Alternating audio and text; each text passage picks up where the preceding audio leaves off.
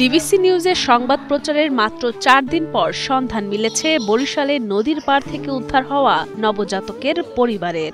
তারপরই বেরিয়ে আসে চাঞ্চল্যকর সব তথ্য।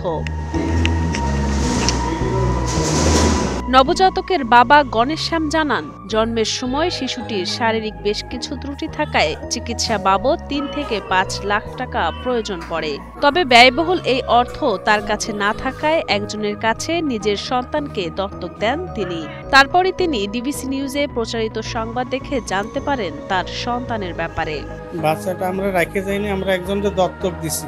আমরা আর কি জটিল রোগ চিকিৎসা করাইতে পারবো না, এই কারণে একজনকে দত্তক দিছি। সে আর কি এই অকারেন্সটা করছে। মন তো কাঁপে, মন না কাঁপে কি পারে যে প্রথম বাচ্চা, মন তো কাঁপে, মন না কাঁপে না গরিব চিকিৎসা করতে পারবো না, ঢাকা যাওয়া লাগবে, লোক নেই, টাকা পয়সা নেই, আমরা কোথায় পাবো, কি করবো এই কারণে। শিশুটিকে ফিরিয়ে নিতে ২৮শে মার্চ শুক্রবার সকালে বাগেরহাট থেকে বরিশাল সমাজসেবা অফিসের সহকারী পরিচালক মোহাম্মদ পারভেজ সাজ্জাদের সাথে দেখা করতে আসেন শিশুটির বাবা ও নানি। শিশুটিকে উন্নত চিকিৎসা করাতে সবার কাছে সাহায্যের অনুরোধ জানান শিশুটির বাবা চা দোকানি গণেশ শ্যাম।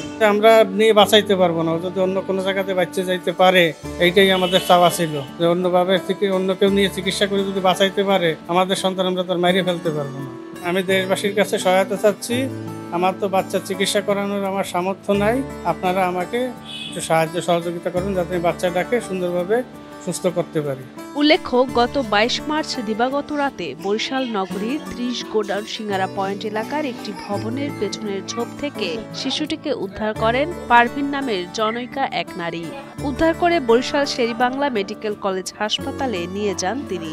তারপরই শিশুটির পরিবারের সন্ধান পেতে কি দোষ ছিল মাসুম শিশুটির, এই শিরোনামে ২৩শে মার্চ একটি প্রতিবেদন প্রচারিত হয় ডিবিসি নিউজের ডিজিটাল মিডিয়ায়। বর্তমানে শিশুটি সমাজসেবা অফিসের তত্ত্বাবধানে ঢাকা মেডিকেল কলেজ হাসপাতালে চিকিৎসাধীন রয়েছে। হাসপাতাল সমাজসেবার তরফ থেকে তাকে সর্বাত্মক সহায়তা করি। বিশেষ করে যারা উদ্ধার করেছিল সুজয় এবং সেই সিঙ্গারা পয়েন্টের যে মহিলা, তাকে সেবা শুশ্রূষা করে। পরে আমরা পরিচালক মহোদয়ের সাথে কথা বলি এবং আপনাকে ধন্যবাদ জানাই আপনাদের যে আপনারা খুঁজে বের করছেন। তারপর আমরা ঢাকায় পাঠিয়ে দিই। ঢাকা পাঠিয়ে দিয়ে যে নিউরো সায়েন্স হাসপাতাল আছে তাকে রেফার করে, কিন্তু তাকে ওখানে ভর্তি করায় নাই। পরে আমরা ঢাকা মেডিকেলে ভর্তি করাই এবং ওখানে আমাদের সমাজকর্মী দুজনকে দিয়ে পাঠিয়ে দিয়ে তারা ভর্তি করে দিয়েছে এবং ওখানে চিকিৎসা সেবা নিশ্চিত হয়েছে। এখানে সংবাদকর্মী ওমর ডিবিসি, উনি আমাকে জানিয়েছে তার বাবার খোঁজ পাওয়া গিয়েছে।